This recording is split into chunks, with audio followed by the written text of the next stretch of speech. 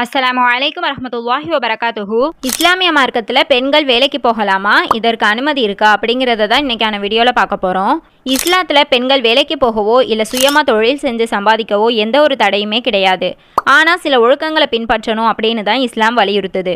இந்த விஷயங்கள் எல்லாம் சரியாக கடைபிடிச்சு தான் நீங்கள் வேலையாக இருந்தாலும் தொழிலாக இருந்தாலும் செய்யணும். முதல்ல திருமணமான பெண்களாக இருந்தால் அவங்களுடைய கணவனுடைய அனுமதி அவசியம்.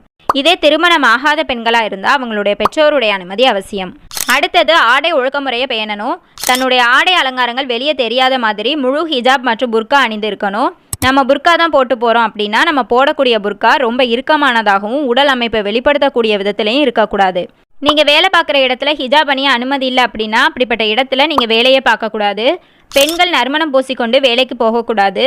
அந்நிய ஆண்கள் கிட்ட வரம்பு மீறி பேசாமல் வேலை சம்மந்தப்பட்ட தேவையான விஷயங்கள் மட்டும்தான் பேசணும்.